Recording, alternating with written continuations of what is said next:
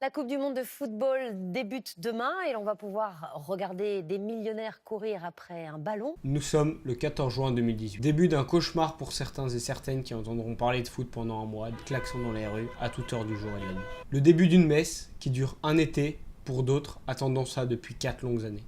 À l'affût d'une news, d'un joueur blessé, d'un coach remercié, le mondial, ce sont des cris de joie, des hurlements de douleur, de la mauvaise foi. C'est aussi un rassemblement d'amoureux d'un sport centenaire qui déchaîne les passions depuis des générations.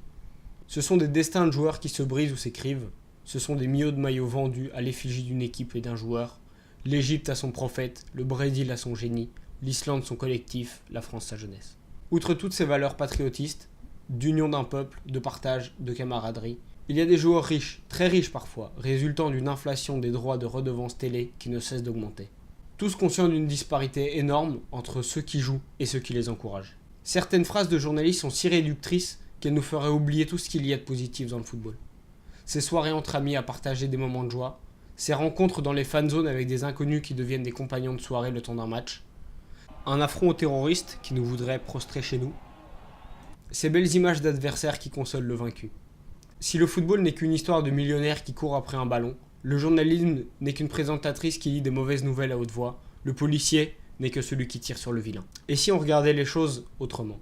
Combien d'enfants séparés de leur famille dès le plus jeune âge pour rejoindre un centre de formation? Combien de carrières brisées à cause d'une blessure à l'entraînement?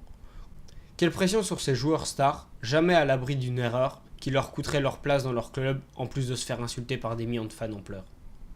Combien de temps à haut niveau avant d'être remplacé par un joueur plus jeune, moins cher et plus talentueux?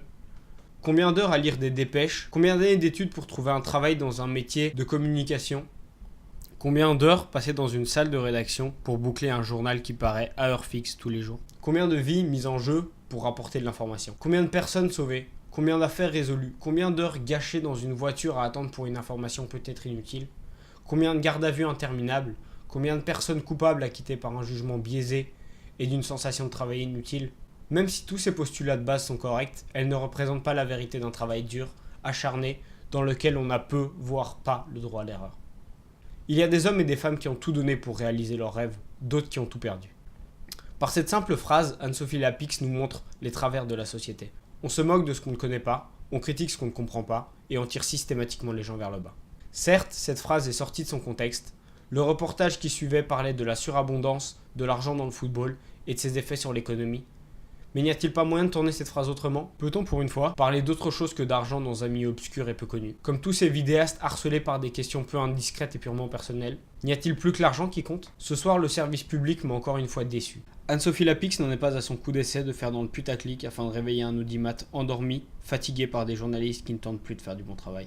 Définitivement, il y a des choses qu'on ne peut plus dire en 2018. Un journalisme de la pédagogie qui donne à réfléchir mais qui ne vous dit pas ce qu'il faut penser. Un journalisme indépendant, ça reste un combat quotidien, indépendant vis-à-vis des pressions de tous les pouvoirs, y compris celui invisible du conformisme et du suivisme.